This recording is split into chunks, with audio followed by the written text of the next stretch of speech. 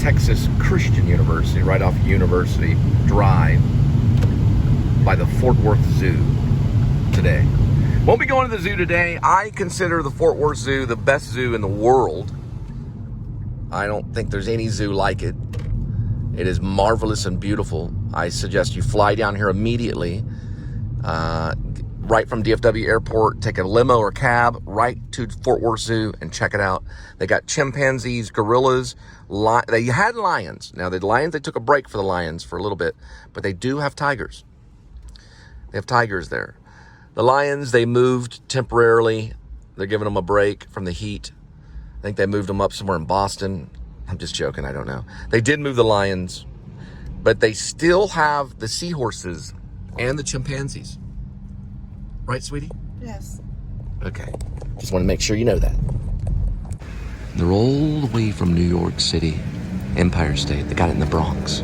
The Legacy Subaru, brought to you by the car companies. All right, we are passing over the Trinity. And that's where the Fort Worth Zoo is, right over there. They're doing it's a boy, the elephant, baby boom. The elephant had a boy. A boy elephant. And it's called the baby boom. It just went on at the zoo. Those are all the houses. When the chimpanzees break out, they're going to go in there and raid the backyards and get all the barbecue grills.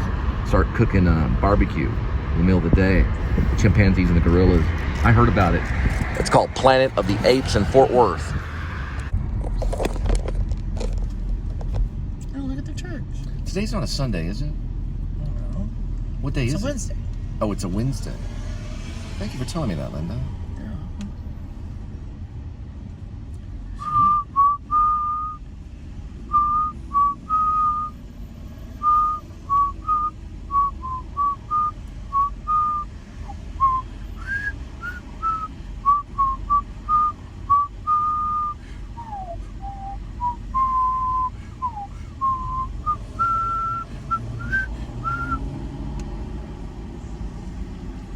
Kind of went somewhere else.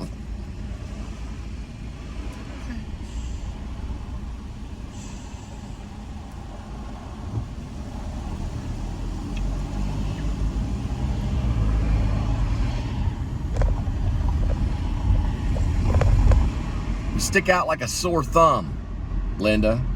All right. That's what they say.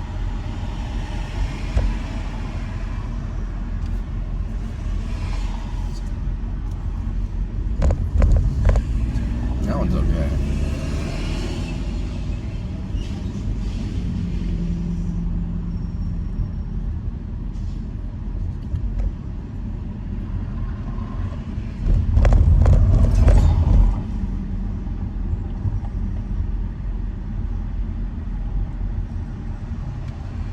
It looks green, but I don't know what they're looking at.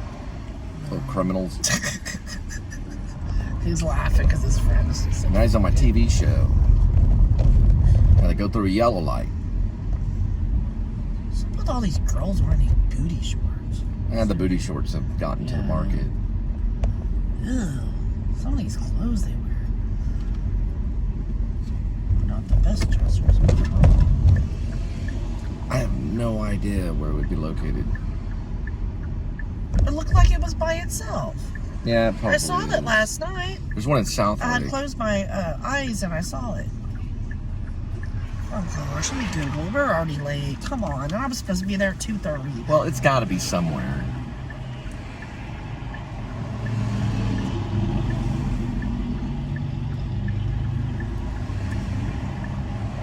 I thought it was more it was like it's like I closed my eyes and then boom, it was there, and then boom, it was Macaroni Grill. It was like, I don't think it's in this. Oh, you did see it. I saw Last it night. Last night, yes. I know where it's at. We've missed it miles back. That's what I was trying to tell you. It's the other side. Okay. That's what I was trying to tell you. Well, there's no U-turn It's like here. I closed my eyes and boom, it was there, and then Macaroni Grill was like you literally saw it right last there. night. Made a big deal about it. Probably made the show tonight. Or last night, sorry. Hold on. Well, today. Yeah, I made the show today. And you're the one that wanted to make it in the TCU area. Sorry. Don't go too far with it. Sam Elliott on the right. Mural. Sam Elliott.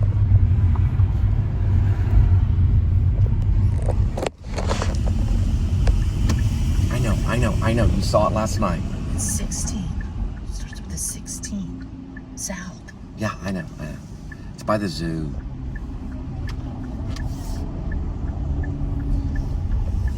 They're all the way from New Jersey. I swear I'd never seen anything about New Jersey. I dated a professor from New Jersey. Boy, was she a wild one. She could speak old English.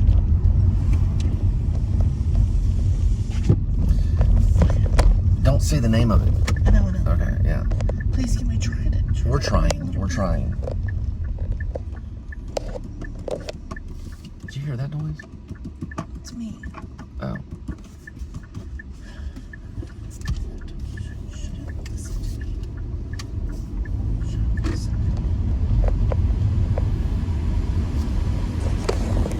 What was that noise, Linda?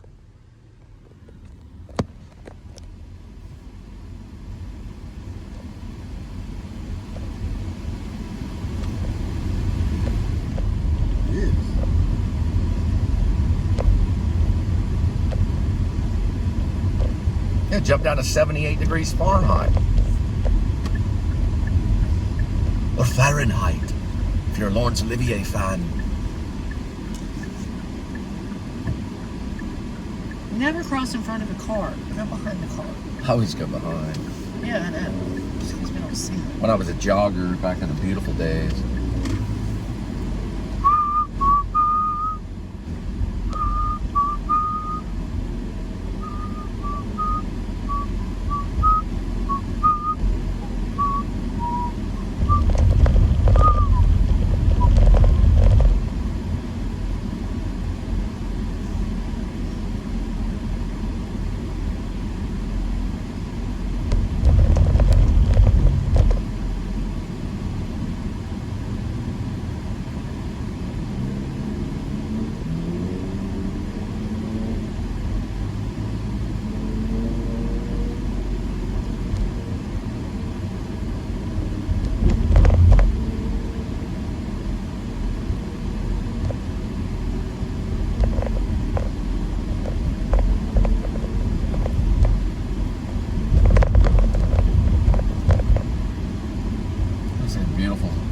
Service, University Christian Church. That's their university church. That's where Jennifer should have been the entire time she was there, but she was in an art class for it with all the Tennessee Williams people.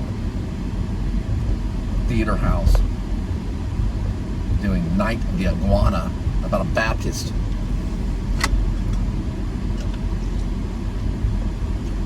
She lived right down this road on Park Hill. I lived there. I lived right over there. Jennifer, she's a pop artist that does concept art. She lived way over there. They turned her house into a mansion. They expanded on her house, her old house. This is Park Hill Drive. She was my high school sweetheart. She lived right down there. They called her JQ. True story.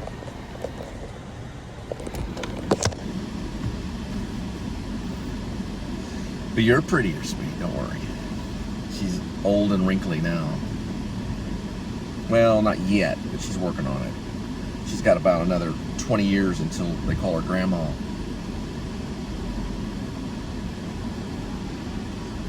As a nickname, probably.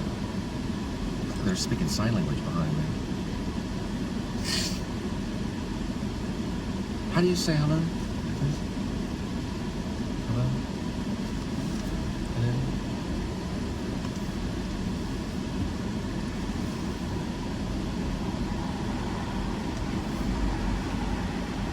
Let me know when I can talk privately. Not any names. Or, you know, business names. I wish you would have listened to me. I would have known. That guy was in The Theory of Everything back there.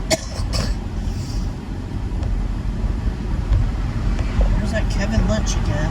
Kevin Lynch. Kevin Lynch, the distant cousin of David Lynch, running for office. Twin Peaks Part 7, coming to you.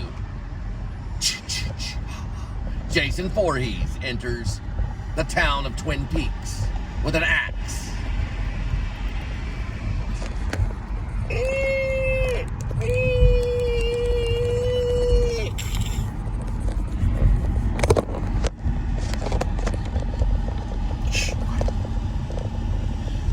Almost there. Look. Night of the Iguana. Tennessee Williams play about a Baptist. True story. Opens up on a Baptist church. Everybody's French kissing. It's Tennessee Williams. I'm not lying. No, I'm lying. They're not French kissing, but they're acting weird. It's about a Baptist. Night of the Iguana. They did a movie about it too. It's black and white. My distant ex-sweetheart girlfriend Jennifer, she did a scene of Night of the Iguana at TCU. She told me about it. I'm studying Tennessee Williams. I'm doing the Night of the Iguana. What are you doing? I'm playing Stanley Kowalski on stage, and I won an Irene Ryan. You got a problem with it? Now I'm going to go to Austin. Good, goodbye. Later I'll audition for Newton Boys. Meet Richard Linklater, and he snobs me because he's Catholic too. I'm Protestant. They're from California. All the way from California. We'll find it in a minute.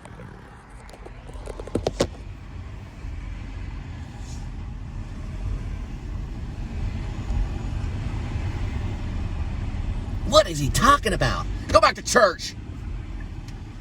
All right, let me see.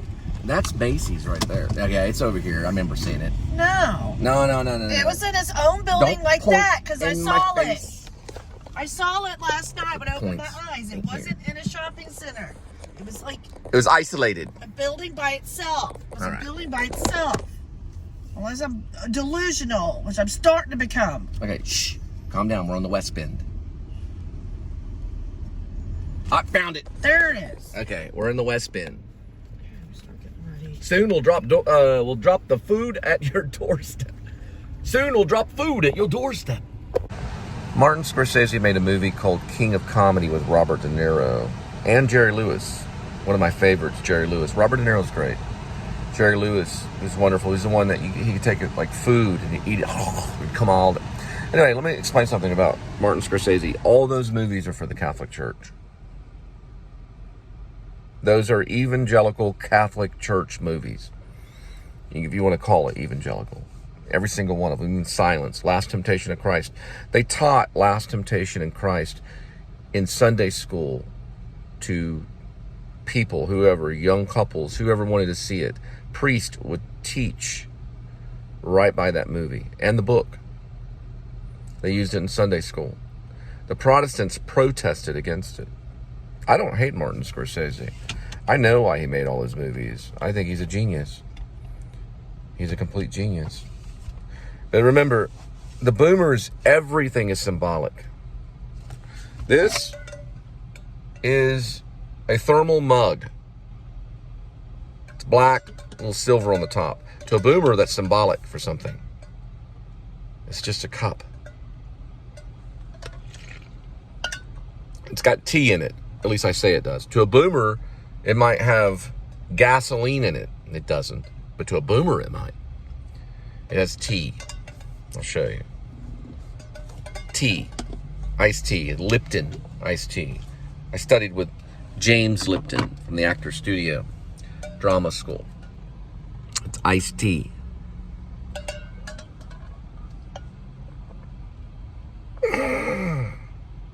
It's iced tea.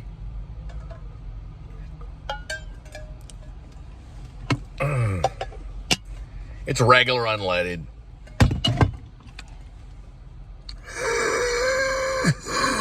It's just iced tea. I don't drink alcohol. I was raised Baptist. I don't drink beer. I don't drink wine. Linda is an alcoholic. She has an alcohol problem. Sometimes she has to drink every 30 minutes, but usually she's getting it down to where she can have 5 beers a day. When I met her, it was 15 beers a day. 15. That's enough to kill you. And now she's gotten it down to about 5 beers a day. We're getting her to get down to 1 beer and 1 cigarette a day. Hopefully no cigarettes. The cigarettes are going to be the hardest thing to quit when she gets sober. The cigarettes are going to be the hardest. I don't smoke anything. I don't smoke any type of thing at all. I don't need to. You want to see me smoke a cigarette?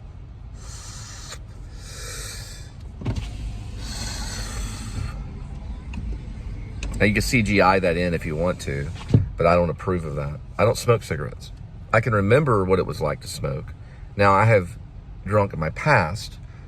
I have, you know, every once in a while you go to a party and have a beer. But I literally asked my second wife, I'd have like 3 drinks a year. Like once on New Year's, maybe one on my birthday. I have shared a drink with Linda. Linda and I, we shared some mixed drinks. I had what was known as an Acapulco, or what was it? It was the same drink that Robert Downey Jr. drinks in the Zodiac, because we wrote a song about the Zodiac killer. Aquavelva. It's also an aftershave thing. The name of the drink. It's blue. It's not Acapulco. That's not the name of the drink. I'm thinking of the Acapulco Lounge in Long Beach.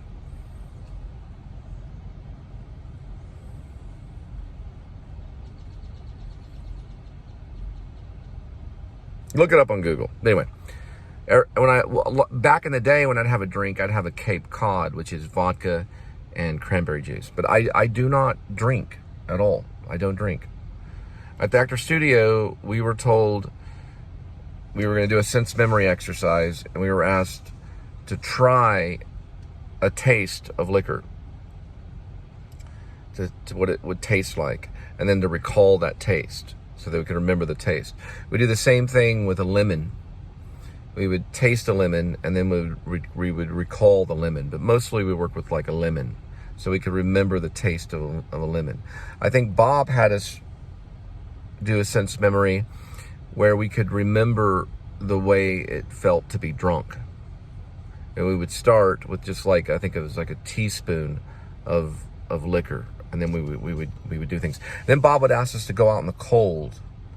And we would stand out in the cold, you know, on our own time. And then we would go back into where it was warm and try to remember what it felt like to be cold. Because in some plays, when you're on stage, the playwright will call for sub-zero degree weather, or he'll call for very cold environment. And you have to remember what you do when you start to shake, you know, when you're cold. Then you can remember the things that you do, what you really do. Now, another thing they do back in the day when Lee Strasberg was at the actor studio, he would have people take invisible showers. They would pantomime taking a shower, or they would mime taking a shower. And they would remember how they would put the soap on them, and how they'd put the shampoo in their hair, and how it would get in their eyes. And they would show the class what it was like to take a shower. He did all kinds of exercises. Lee Strasberg would have people study animals so they could isolate parts of the body to pretend like they were a giraffe, or to pretend like they were an elephant, or to pretend like they were a gorilla. Or like I did, I pretended like I was a cat.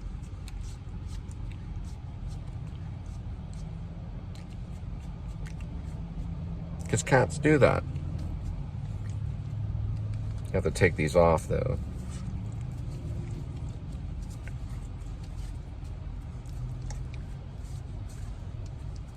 I would count the times the cat would do it with his paw, and the way they do it: partial and then full.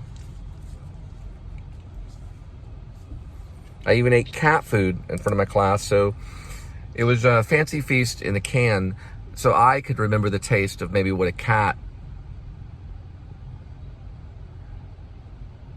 tasted. And the smell of the cat would be in the room, so that I could be this cat. And people liked it. My friend drank milk. One of my friends drank milk from a bowl, and he pretended like he was a cat too, and he did very well. That was Modi. We did these kinds of things so that we could recall and then we could remember. Then later in our journey, it would solidify. It would become part of what we were doing. Then Bob Lavelle, he would have us mix it. So if we were playing a dog, first we were a dog. And so we would run around as a dog. We'd get on all fours and we would really be a dog. Going, bark, bark, bark, bark, bark. Then occasionally we would throw a line in there. So if we had a scene, we would pretend like we were the dog. Then we would throw a line out from the scene. Then we would communicate with another scene partner, another actor. And the other actor would be an animal too. My friend was a squirrel and I was a dog in one scene. I also played a dog. So I'd jump around and then I'd throw a line, and then she was a squirrel and she was doing a little squirrel thing. And then she would throw a line out too to me. And so we were half animal and half person. So it was to get us aware of personality, that people sometimes take on the personality of an animal at times. Or you could imagine that. And that goes somewhere and it catches the interest of the audience. We did these things. And also, it's fun. I don't say the name, but we're going to the next place. BG.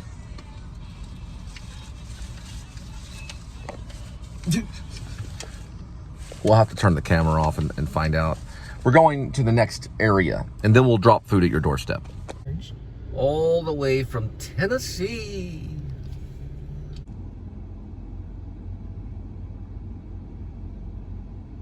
Cool, is just sitting there. If you're gonna get a shake, get it at Shake Shack. There it is, old school Mercedes right there.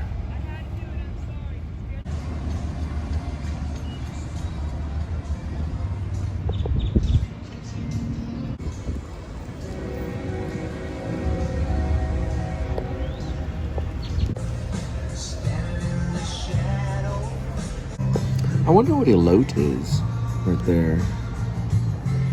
You add a cup of elote. My friend wrote a play called Paloma.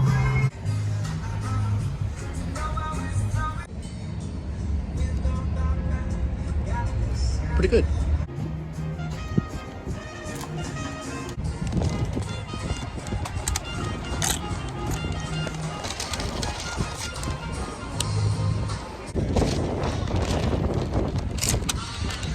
I always judge a Mexican restaurant by their chips and salsa. Then I go forward from there. Blue Goose Cantina, very good. Their chips and salsa are probably one of the best. Oh, so their soda is really good. This is a Coke Zero. It tastes like a real Coke. It's great.